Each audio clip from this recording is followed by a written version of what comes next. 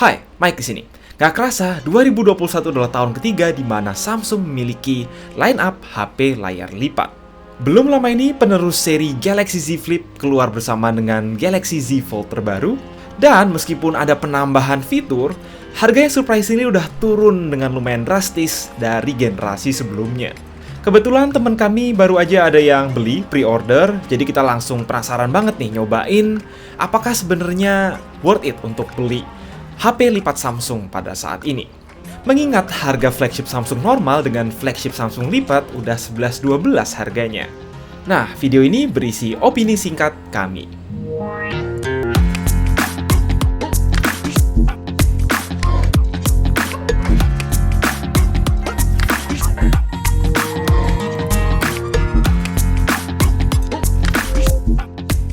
Sebelum kita mulai bahas soal Z Flip 3-nya sendiri, kita lihat bentar deh si Z Flip pertama yang udah setahun lebih umurnya. Consideration pertama yang kami temukan ialah soal depresiasi. Kami coba cek marketplace di mana harga Z Flip bekas saat ini mostly ada di kisaran harga 9 hingga 10 jutaan. Considering pada saat dulu meluncur harganya mencapai 22 jutaan, terjadi penurunan value hampir 60% hanya dalam 1 tahun saja, yang lebih parah dari sebagian besar flagship Samsung lainnya seperti S20 series, yang dalam observasi kami penurunannya masih di bawah 50%. Oke lah, beli HP memang bukan investasi, tapi salah satu pemicu hal ini sepertinya adalah kepercayaan masyarakat soal durabilitas ponsel layar lipat. Karena saat lihat-lihat marketplace beberapa kali, selalu ada aja 1 atau 2 Z Flip yang layarnya error atau rusak, paling sering ada garis-garis seperti ini. Padahal HP-nya terlihat baik-baik saja. Well, oke, kalau PO kan udah dapat Samsung Care Plus gratis penggantian layar selama setahun, cuman tetap aja ketika HP itu umurnya udah setahun lebih, ini langsung memicu kekhawatiran kita yang berminat beli Z Flip second. Mau gimana pun, kompleksitas mekanisme ponsel lipat akan selalu lebih rentan ketimbang HP yang nggak bisa dilipat. Saatnya kita bahas Z Flip 3. Apa aja sih yang baru? Dari segi konsep dan form factor sih masih sama, cuman soal vibe dan penampilan aja ini udah agak berubah demi mengikuti tren. Feel-nya kualitas flagship, frame metal yang tadinya mengkilap sekarang udah punya finishing doff, tersedia dalam 5 pilihan warna, 4 warna di Indonesia. Bahan kaca di punggungnya ini pun akhirnya pakai Gorilla Glass Victus. Hebatnya, Samsung memastikan ada optimisasi desain engsel yang lebih rapat sehingga bisa dapat sertifikasi IPX8 alias tahan air meski belum diuji tahan debu. Tidak bermusuhan dengan air inilah kemajuan besar yang patut dirayakan di sektor HP lipat. Udah gitu, ini coating kacanya makin bagus, nggak gampang nempel sidik jari dan mudah dibersihin. Poin unggul utama Z Flip dibanding flagship standar ialah ukuran. Meski agak lebih tebal macam kotak bedak saat dilipat, tapi ini dijamin muat di hampir semua kantong, dan enak aja gitu punya perangkat yang bisa jadi kecil saat nggak dipakai. Bobotnya enteng pula. Walau harganya turun, kualitas layar justru naik. Di dalam kita bisa lihat Foldable Dynamic AMOLED 2X 120Hz Adaptive Refresh Rate yang cukup terang, jauh lebih mulus dari 60Hz di generasi lalu. Lipatannya sih emang masih kelihatan ya, tapi toh kita bakal terbiasa. Rasio layar yang panjang ini memang benar jadi kecil kalau mau nonton video YouTube full screen, but di sisi lain justru optimal kalau mau nonton film di Netflix yang pakai rasio 21:9. Yang penting kita sih mesti lebih hati-hati dibanding HP normal karena bahan dasarnya tetaplah polimer. Layar cover tidak luput dari upgrade, di mana dulu cuma dikasih cover display seukuran smartband, tahun ini jadi hampir 2 inci sehingga lebih fungsional dalam menampilkan berbagai notifikasi, widget, dan tentu buat selfie.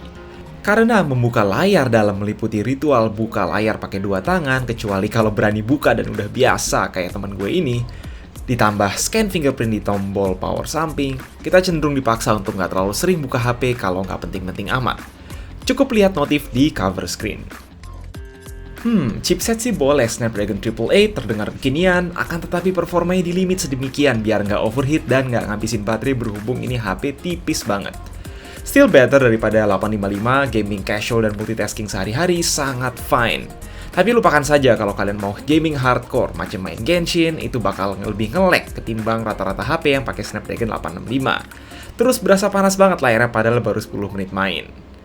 Nah, demi memangkas harga, Samsung ngeluarin versi storage 128 dan 256GB RAM 8GB.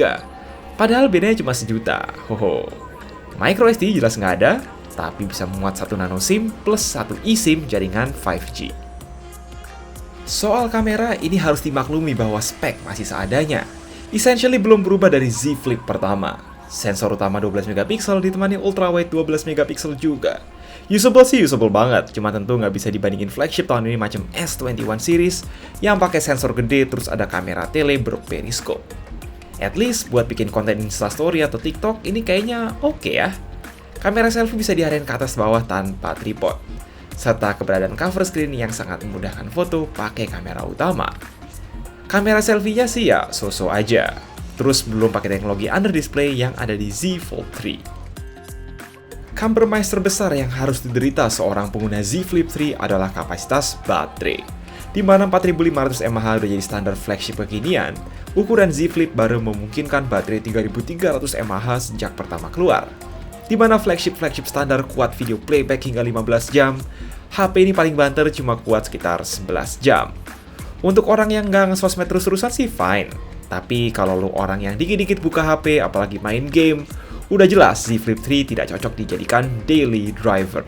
Siap-siap aja pokoknya soal kemungkinan baterai habis sebelum hari berakhir. Udah gitu jangan expect ngecasnya bakal kenceng. Daya maksimum cuma 15 watt sehingga butuh waktu 1,5 jam buat ngecas dari kosong sampai penuh. Setidaknya ada support Qi wireless charging 10 watt. Singkat cerita, kami sangat mengapresiasi inovasi ponsel lipat yang semakin matang sekaligus semakin turun harganya, khususnya Samsung Galaxy Z Flip 3 dan Z Fold 3. Kita dapat perangkat yang semakin kuat dan reliable, semakin banyak fiturnya yang bersaing sama flagship non-lipat. Memang masih banyak sektor yang perlu diperbaiki, misal kamera, limitasi performa, dan baterai, membuatnya belum recommended buat kaum mendang-mending yang merasa butuh performa dan reliability terbaik. Di lain sisi ya, buat para casual user yang berdompet tebal terus pingin ngerasain sensasi HP layar lipat yang paling stylish, paling komplit, paling fashionable, terus juga paling affordable saat ini, Z Flip 3 udah bisa kami bilang worth it untuk memenuhi keinginan tersebut. Makanya nih, makin seru ya kita lihat perkembangan HP lipat beberapa tahun ke depan, apakah akan terus semakin merakyat dan semakin canggih gitu. Semakin banyak inovasi vendor tentunya nggak akan merugikan bagi kita para konsumen. Ya, itu aja dulu pengalaman singkat kami dengan Galaxy Z Flip 3. Yang mau mending dipersilahkan. Pastinya jaga terus kesehatan, and as always, stay safe.